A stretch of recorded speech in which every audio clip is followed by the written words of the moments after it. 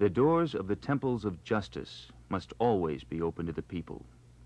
They must also lead into facilities appropriate for the important functions performed there. Each courthouse must be a symbol of the American dream of true justice. Whether it houses a traffic court or a Supreme Court, it should provide facilities for prompt and appropriate adjudication by competent personnel using the most advanced clerical and office techniques.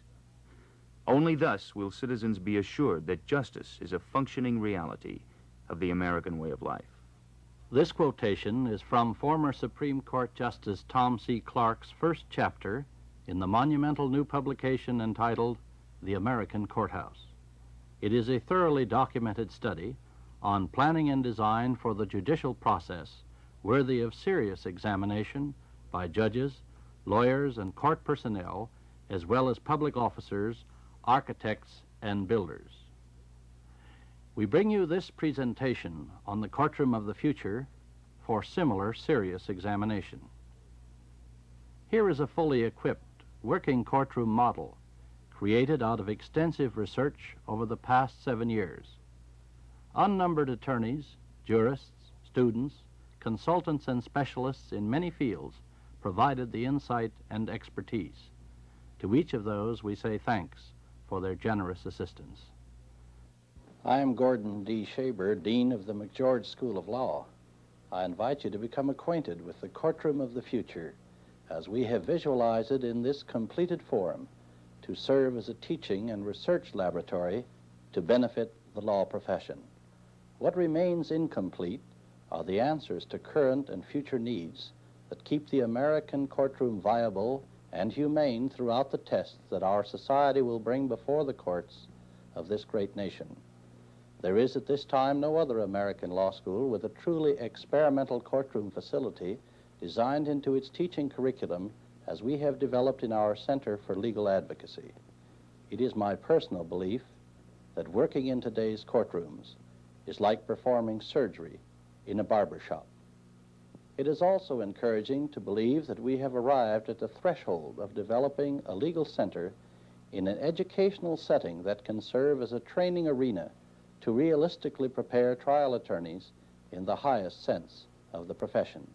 Simultaneously, we shall keep this laboratory open to everyone in the law profession and its allied agencies who seek the benefit of this innovative courtroom concept to help implement improvements in the judicial process at whatever frontier they happen to occur. We are grateful and honored to have Mr. Raymond Burr now conduct you on a tour of the courtroom of the future. There are values I consider essential to a strong democratic society. I know those values are rooted in faith that is reinforced with the disciplines of law and order. Teaching those values to future attorneys needs a creative educational environment, designed and equipped with the newest technology, just as medical, dental, and engineering students need the best equipped laboratories to practice their specialized skills. Privately supported higher education, represented here by the University of the Pacific, continues to demonstrate flexibility and creativity essential to our system of free enterprise. What McGeorge School of Law has achieved reflects the University of the Pacific's pioneering heritage. The results of this initiative benefit all forms of higher education. It will be beneficial to you, regardless of your place in life, if you are willing to explore the opportunities being offered by this courtroom of the future. The courtroom is the safeguard we all depend upon to protect our individual liberty. The legal profession has long been aware of the lack of formal training of attorneys in effective trial work. That's why this new campus building is identified primarily with the teaching of trial advocacy and is officially named the Center for Legal Advocacy. As we now proceed to the main entrance and tour the primary areas of this center, keep in mind that every form of security used is intended to serve the objectives of the judicial process, not dominate them. This includes the protection of all persons in the courtroom. the audience and staff assistants, as well as defendant, plaintiff, witnesses, jury, and members of the legal profession. It is also important to point out that the realistic design of this total building makes it possible to schedule actual court trials here as long as they don't interfere with the teaching and research priorities. To the right of this main entrance is a security-controlled door for the presiding judge to reach the judge's chambers. The presiding judge enters through this door, which can be opened only after the judge communicates with the court technician through the wall intercom, and is identified by a concealed camera located at the end of the hallway. Everyone else must enter the courtroom through this hallway, which is monitored by the same camera concealed in the wall over the digital clock. You will become more aware of the importance of the digital clock later in our tour. These doors to the courtroom entrance have locks that are electronically controlled by the court technician who is located behind this bulletproof glass window. Metal detectors are not visible as you enter this area. Instantly, as any metal is detected at this point, these inner doors lock automatically. Whatever activated the security controls must be passed through this container to the court technician. He provides a receipt for the article collected so that all personal property can be returned to the proper parties when they exit from the courtroom. Now the court technician releases the locks on the doors, and we enter the courtroom of the future to observe a typical trial in session. Notice that individuals seated in the audience can be viewed for suspicious actions through transparent plastic chairs. The view for all individuals in the audience is open in continental style of seating and elevated for a full view of the courtroom arena by a theater-type sloping floor. One-way glass in the soundproof booths across the rear of the courtroom permits unobstructed viewing for news reporters located on this side and the court technician located behind these windows. The court technician was supervising security controls from this console prior to the beginning of the trial proceedings. With the trial in session, the court technician continues to control all electronically operated security devices. He is also controlling sound amplification throughout the courtroom. The operation of this 8-track audio system, coordinated with tape recording and videotaping of the entire trial, is under his supervision. He responds to instructions from the judge, jury, and attorneys for operating any of this electronic equipment to facilitate the viewing of evidence pictured on the 14 television monitors placed throughout the courtroom. He can provide instant replay of specific portions of the trial proceedings as well as operate built-in projection equipment. This introduces the first major experimental change in the traditional complement of courtroom personnel to be tested in the courtroom of the future. The court technician incorporates the responsibilities of the court reporter as fulfilled through the utilization of the newest information system technology and the operational skills required to service these specialized needs. A comfortable viewing and listening booth restricted to news media representatives adjoins the court technician's booth. The television monitor in this booth provides news reporters with the same close-ups of trial activities being seen by the judge, jury, attorneys, and other trial participants. The news reporters can observe and take notes without restrictions in their movements, avoiding any interference with the trial proceedings in collecting their facts.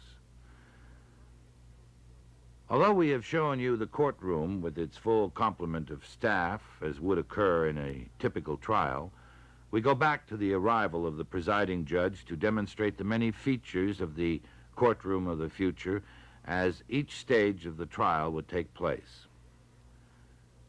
The bailiff's office, as well as the reporter secretary's office, conveniently adjoin the judge's chambers to expedite assistance to the judge with final trial preparations. In the presiding judge's chambers, a television monitor provides the judge with any special view of courtroom areas which he may wish to see simply by communicating with the court technician. The judge is advised about the arrival of the attorneys and their clients, shown leaving 2 separate conference rooms reserved for private use of the plaintiff and defendant with their counsel during the trial.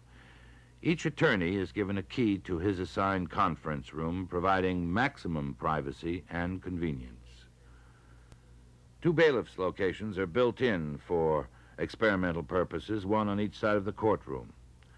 A wall button at this location locks all doors when the courtroom is ready for the trial to be convened. The 12-member jury sits in close proximity to all trial proceedings, facing the bench.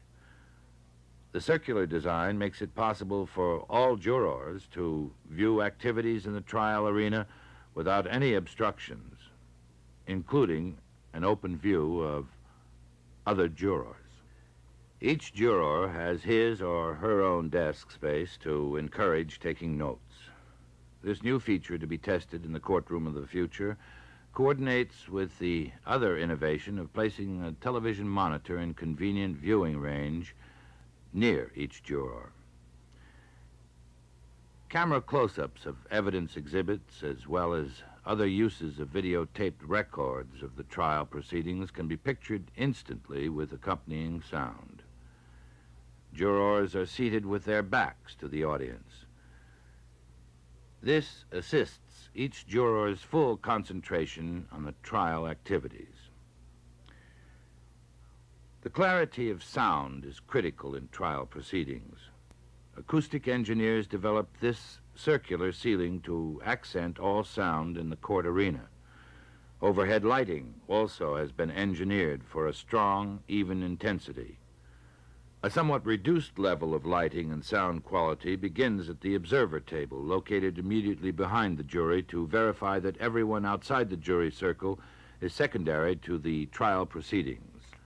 The observer table is elevated sufficiently above the jurors to provide an unrestricted view. Everyone in the secondary area of the courtroom, including the seating for 100 people in the audience, can observe the total court arena. Overhead public address system speakers connected to microphones built into all courtroom speaking positions bring all courtroom communication clearly to everyone present. Both floors and walls are carpeted as part of the audio engineering. Up to this moment, all of the design and equipment features of the courtroom of the future have demonstrated supporting activities to trial preparation.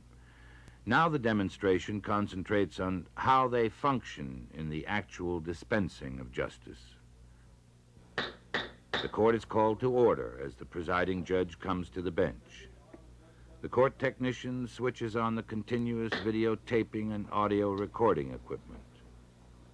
One of the 9 television cameras concealed in strategic wall locations focuses constantly on a digital clock, carrying the image of the hour and minute of every stage of the trial. This is done as a permanent part of the videotape record. This clock image is located in the lower right-hand corner of the viewing picture. Any possible tampering with the videotape record is prevented. It also serves as the reference for cueing instant replays on any portion of the proceedings at any time, during the trial or in the future. All videotapes are stored permanently in an evidence storage space designed into the courtroom of the future. The clear presentation of evidence has been a long-time obstacle now overcome by this combination wall display unit. One is mounted on each side of the trial arena, available to the specific needs of the trial attorneys. While the attorney is making use of the tack board or the chalkboard or the lighted X-ray viewer to display evidence exhibits, the presentation is further assisted by the concealed television cameras which transmit the exhibits to the television monitors. All trial participants can examine closely the evidence pictured on their individual television monitors. Should the use of a motion picture or still picture slides be part of the evidence presentation, the clerk can drop the screen into position by a remote control switch. The court technician supervises the operation of the permanently installed projector located out of sight behind this screened wall. The courtroom's 8-track audio system accommodates another important feature necessary to effective administration of justice. Simultaneous translation of the trial proceedings can be provided for non-English speaking participants. The translator is seated in the court technician's booth, where he can both view the proceedings and hear the presentations and deliberations over his headset that is connected for two-way communication with the non-English speaking individual. Attorneys are due the best form of assistance in their presentation of arguments to the judge and jury. This includes effective eye contact with all participants around the trial arena. The circular design aids this communication process. It also introduces a unique center pedestal that can first of all be lowered out of sight when not in use. It can be raised by a switch at the clerk's desk, as is being demonstrated here, and becomes a convenient evidence display table. Anything that is placed in evidence on this pedestal can be immediately pictured as a close-up on the 14 courtroom television monitors.